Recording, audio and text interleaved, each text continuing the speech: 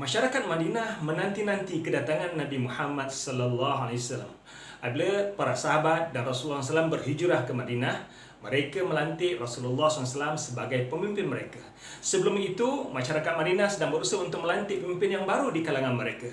Dan proses untuk menabalkan Abdullah bin Ubay bin Salul sebagai ketua Madinah telah pun dirancangkan sebelum itu. Namun dengan kedatangan Nabi Muhammad sallallahu alaihi wasallam, suasana telah pun berubah. Nabi Muhammad dilantik sebagai pemimpin, maka Abdullah bin Ubay bin Salul terpinggir.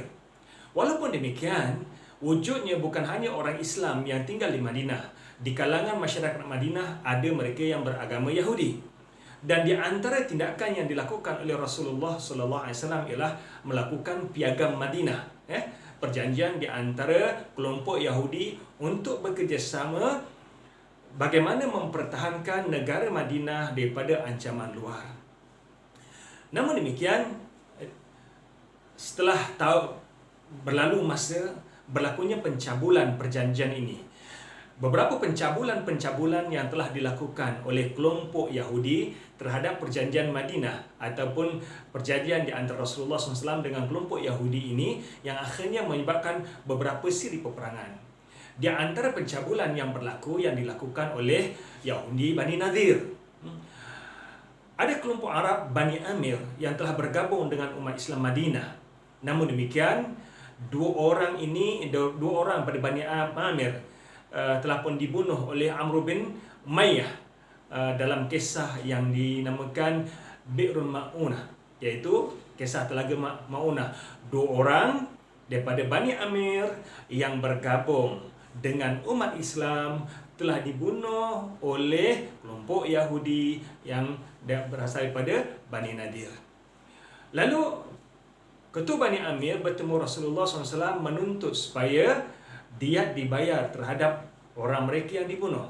Rasulullah SAW bersama dengan Abu Bakar, Umar dan sahabat-sahabat yang lain pergi ke Bani Nadir untuk berbincang tentang masalah diat, di mana pembunuhan yang dilakukan oleh kelompok Bani Nadir, pencabulan perjanjian ini.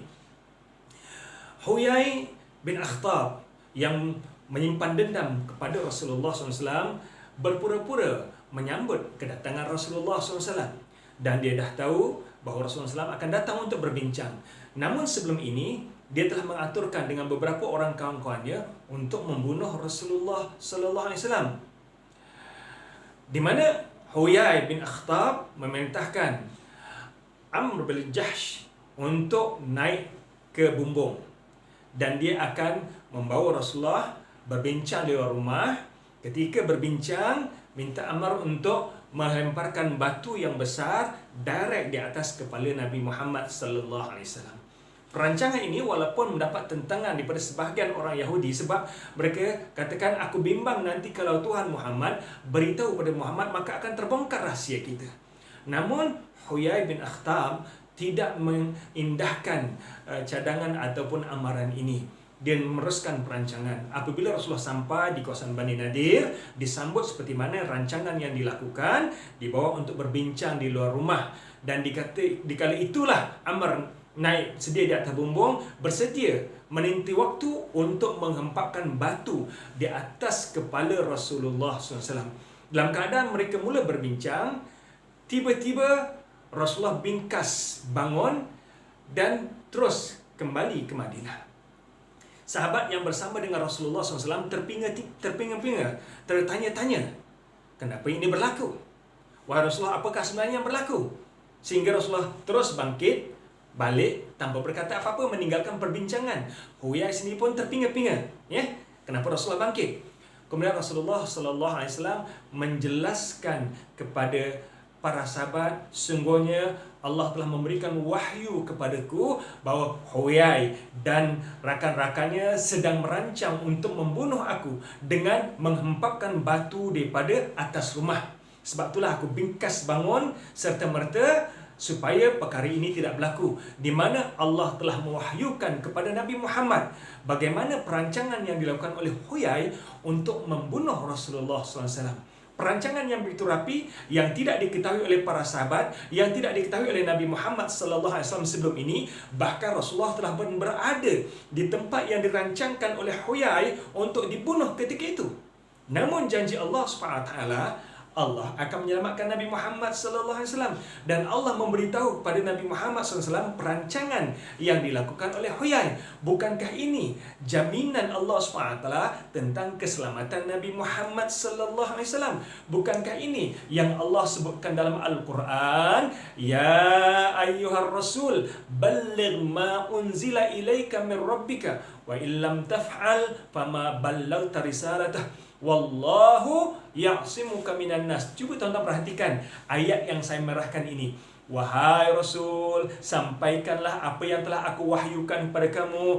Wa illam taf'al fama ballaghta risalatah. Seandainya kamu tidak menyampaikan, sungguhnya kamu tidak menyampaikan wahyu yang Allah berikan padamu.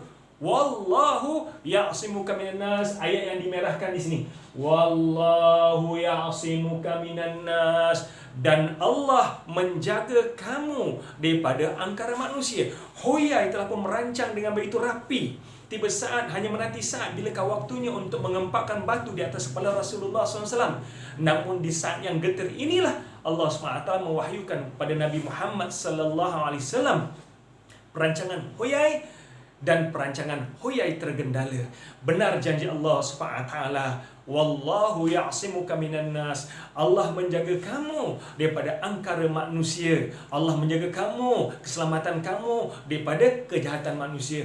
Bukankah ini bukti mukjizat Al-Quran yang agung yang diberikan oleh Allah SWT kepada Rasulullah sallallahu alaihi wasallam?